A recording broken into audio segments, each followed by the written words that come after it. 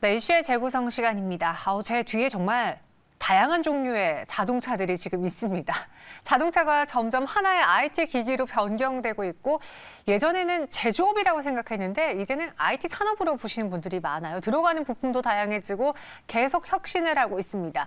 올해 그래서 자동차를 기대하신 분들도 많은 것 같은데 이 치열해진 전기차 시장 공부하기 어렵다면 지금 한번 집중해 보세요. 저희가 정리해 드리도록 하겠습니다. 김진만 팀장과 함께 할게요. 안녕하세요. 네, 안녕하세요. 네, 안녕하세요. 요즘 공부 열심히 하고 있는 걸 또 개인 SNS에 이렇게 어필하시면서 열심히 준비를 하고 계시는데 이 전기차 시장이 우리가 체감할 수 있는 정말 가장 큰 성장 섹터인 것 같아요. 실제로 우리가 소비를 하면서 선택권이 넓어지고 있구나라는 거를 확인할 수 있는데 근데 전 궁금한 게요. 늘어나는 건 알겠어요. 시장이 커지는 건 알겠어요. 근데 그 커진 속도가 둔화되는 거예요? 아니면 더 증가하고 있는 거예요? 전체적으로 이미 그러니까 퍼센테이지로 따지면 이전보다 많이 증가를 했으니까 조금 이제 좀 기저 효과의 반대의 좀 효과를 좀 나타낼 수 있는 것 같아요. 전체적으로는 침투율은 계속적으로 좀 성장을 하고 있다라고 보고요. 네. 아직 이제 글로벌에서 아직 10%대 미만대의 아직 침투율을 가지고 있기 때문에 전체적으로 시장 파이는 굉장히 커지고 있다라는 말씀을 드려도 될 것 같고 아무래도 전체적으로 이제 후발주자들이 많이 시장에 뛰어들고 있습니다. 원래 지금 보유하고 있는 메이저급 테슬라를 바탕으로 해서 몇 안 되는 기업들이 전기차 시장을 주도하고 있었는데 최근에 도요타를 필두로 이제 후발주자들이 나오면서 이제 뭐 고급 프리미엄 브랜드의 싸움이 될 수도 있고 아니면은 양산형 전기차의 시대가 올 수도 있고 그 부분에 있어서는 아무래도 누가 더 잘 만드냐 안정적으로 좋은 차를 잘 만드는 기업에 대해서 굉장히 프리미엄이 붙지 않을까라는 말씀을 드릴 수 있을 것 같습니다. 침투율은 점점 확대되고 성장성은 그래도 기저효과로 인해서 조금씩 둔화될 수 있지만 그 침투율을 봤을 때 시장 전체적인 파일 규모를 봤을 때는 계속 성장하고 있음에 믿어 의심치 않다라고 해주셨고요.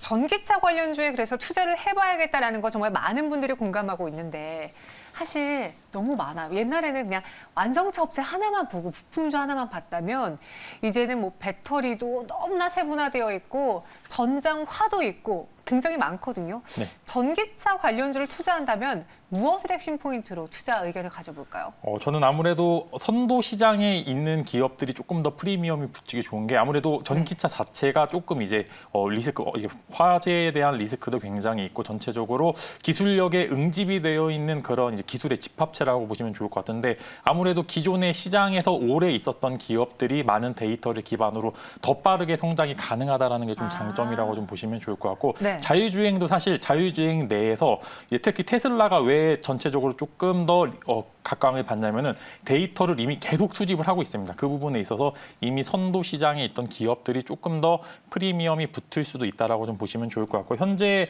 뭐 우호적인 상황은 아닐 수도 있습니다. 왜냐하면 원자재 가격들이 너무 올랐고 그 다음에 이제 유통 관련 이제 비용도 굉장히 늘어나서 전체적으로 영업이익률이 많이 떨어지고 있는 상황이고 거기 추가적으로 바이든 행정부의 지금 인프라 법안이 계속적으로 좀 이제 통과가 미뤄지고 있어서 전체적으로 전기차 관련된 이제 좀 지원금, 보조금이라든지 아니면 전기차 인프라 관련 사업들이 아직은 딜레이가 조금 되고 있다라는 말씀을 드릴 수 있는데 이런 우호적이지 않은 환경이지만 이 그 부분에 대해서 개선이 될 수 있냐라고 이제 물어보면 이거는 법안만 통과가 되면은 바로바로 개선이 되는 부분이고 이제 차량용 반도체 쇼티지도 사실 시간의 문제지 결국에는 해결될 문제다라는 평가가 대부분이기 때문에 무슨 문제점이 있었는데 이 문제점에 대해서 해결을 할 수 있냐 그럼 응이라는 대답을 바로바로 할 수 있으니까 저는 이 부분에 있어서 오히려 지금의 횡보 기간 때 잘 모아두셨다가 이 부분이 해소가 될 때는 정말 그때 들어가면 좀 늦죠. 그래서 어느 정도 미리 사전적으로 조금 공부와 혹은 투자가 필요하다. 대신 이제 너무 답답하실 수도 있습니다. 바로바로 가진 않기 때문에 그 부분에 대해서 좀 피로감을 느낄 수도 있겠지만 그래도 결국 이제 갈 종목은 갈 수밖에 없는 환경이 이어지지 않을까라고 말씀을 드릴 수 있을 것 같습니다. 답변이 너무 응이라고 간단했는데 그만큼 약간의 걸림돌은 있지만 해결 불가능한 걸림돌이 아니라 언젠간 해소가 될 걸림돌이기 때문에 우리는 전기차 관련주를 사야 된다. 그리고 이전에 2차 전지 소재 막 급등했던 그만큼의 빠른 속도를 기대하기보다는 오히려 이렇게 주춤주춤하면서 에너지를 모을 때 좋은 종목을 먼저 매수해야 된다라고 이야기해 주셨거든요. 근데 여기서 더 우리가 기대를 거는 게 사실 애플카 이야기가 많았는데 소니카까지 나왔고요. 요즘은 애플카보다 소니카를 더 기대하시죠. 왜냐면 그쪽에서는 더 뭐라고 해야 되죠?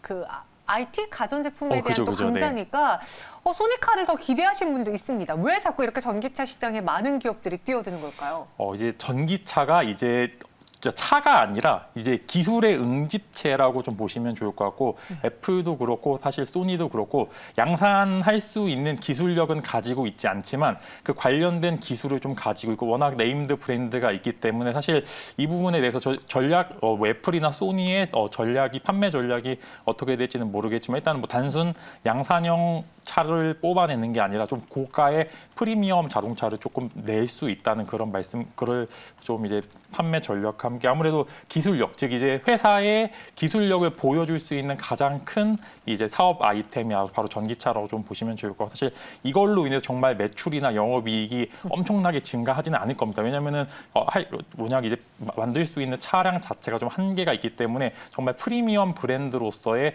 위치를 가질 수 있겠지만 그 부분에서 저는 이제 애플이나 소니 같은 유수의 좀 IT 기업들이 참전하는 이유는 회사의 기술력, 즉 이제 프리미엄을 계속적으로 보여줄 수 있는 그런 좋은 기회가 바로 전기차라고 좀 보시면 좋을 것 같습니다. 네, 지금 제가 이 아이디를 못 읽겠어서 쿠올레님께서 네. 글을 올려주셨는데 LG나 삼성도 차 좀 만들지라고 글을 올려주셨거든요. 그러니까 미국에선 애플, 일본에선 소니, 그럼 우리나라에서도 LG나 삼성이 전기차를 만들어야 되는 거 아닙니까? 약간 이런 의견이신 것 같은데 네. 지금 LG는 약간 전장화되고 있고 네. 삼성도 그런가요?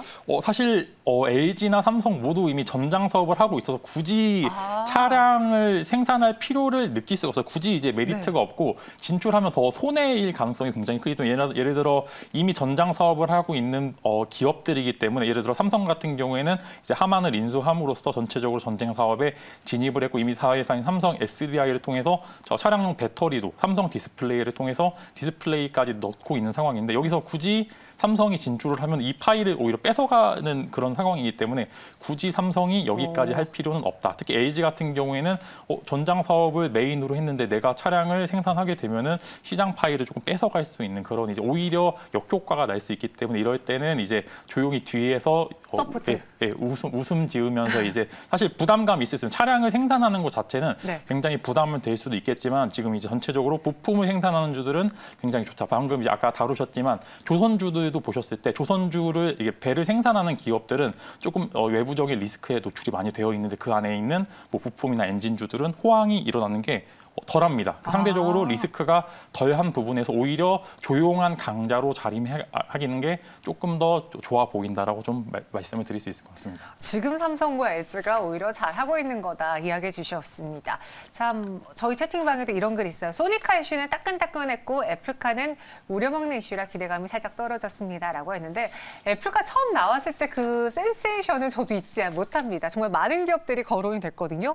그래서 그 당시에 현대차와 기아랑 손을 잡느냐 마느냐라고 했지만 지금까지 이야기가 안 나왔고 오히려 반대로 이렇게 애플도 소니도 다 뛰어들게 되면 현대랑 기아, 전통 자동차 업체들의 설 자리는 줄어드는 게 아닙니까? 라고 걱정하신 분들도 있고요. 어떻게 봐야 될까요? 저는 사실 애플이나 뭐 소니카의 진입은 시장에서 사실 그렇게 영향을 줄 수 있는 생산량은 아니다라는 좀 말씀을 드릴 수가 있는 것 같은데 지금 사실 현대나 기아차 지금 굉장히 잘하고 있습니다. 시장도 굉장히 선도하고 있는 상황인데 저는 사실 조금 약간 이제 오늘 이제 부정적인 생각이 조금 들긴 했는데 차량용 반도체 때문에 더 많이 성장할 수 필요가 있었고 더 할 수 있었는데 못했습니다. 근데 아쉽죠. 이제 사실 선도 시장이라는 거는 사실 시간의 문제인데 이런 차량용 반도체로 후발주자들이 시장에 진입할 수 있는 시간이 조금 이제 늘어났다. 예를 들어 도요타도 사실 원래는 하이브리드 차량만 생산을 하고 있었는데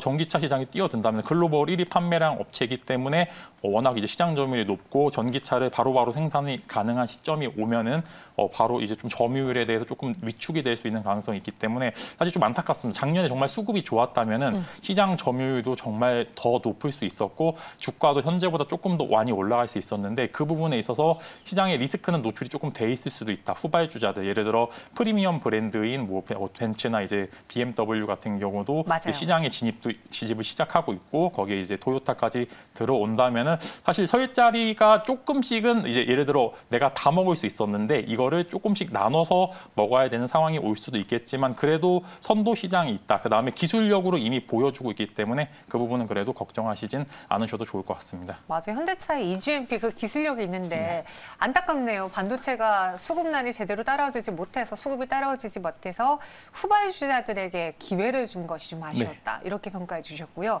또 우리가 부품도 잘 만들잖아요. 그리고 말씀하신 것처럼 조선업에서 조선주들과 함께 조선 기자재가 간다면 분명히 국내에서 부품만 만드는 회사들도 낙수효과를 볼 수 있을 겁니다.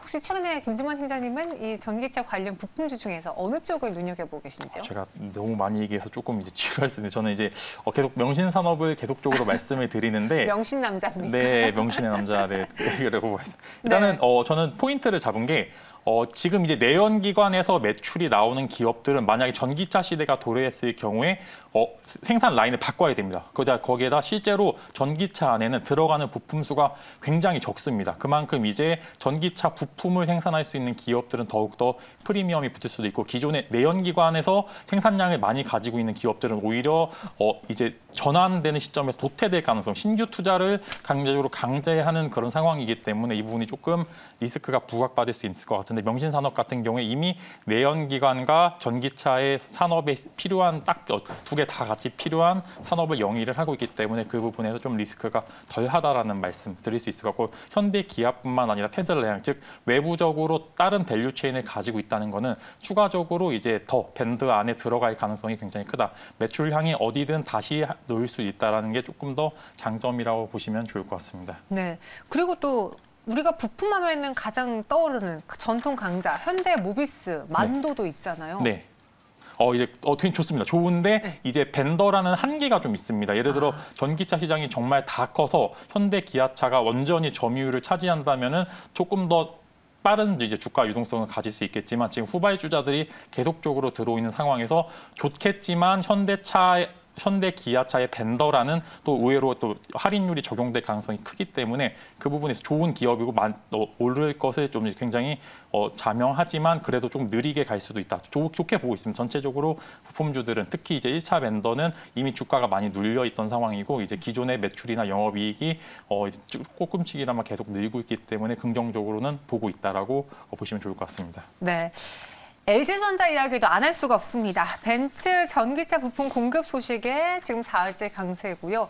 애플과 관련한 이슈로도 계속 LG전자가 주목을 받고 있습니다.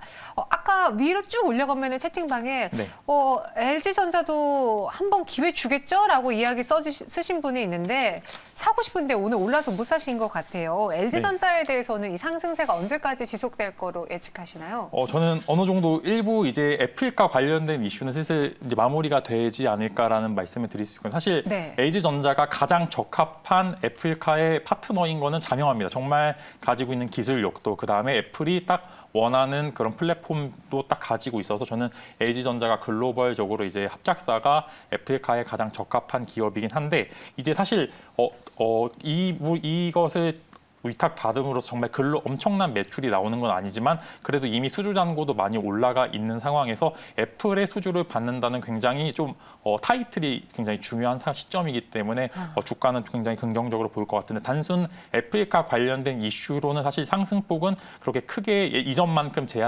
굉장히 높진 않을 거다. 왜냐하면 이전에 이미 난이 나왔고 그 부분이 주가에 일부 반영이 되어 있기 때문에 상승세는 그래도 단발적인 시세 분출상 오늘 정도에서 마무리되지 않을까라는 말씀 드릴 수 있을 것 같고 LG전자 또한 지금 그 전장 쪽뿐만 아니라 이제 가전 쪽에서도 그래도 실적을 계속적으로 내고 있기 때문에 그래도 괜찮은 기업이고 애플과 관련 이슈로는 아마 지금 오늘 정도가 아마 마무리되지 않을까라고 말씀을 드릴 수 있을 것 같습니다. 저희 킹존님께서 LG전자 팔아요라고 질문 주셨는데 그러니까 애플카 이슈만 보고 들어가신 분들이라면은 이 이슈로 인한 주가 상승이 어느 정도 나왔기에 매도. 근데 그게 아니라 LG전자의 뭐 프리미엄 가전 앞으로의 실적 모든 걸 다 따져봤을 때는 여전히 조금 더 봐도 된다라는 의견 주셨습니다.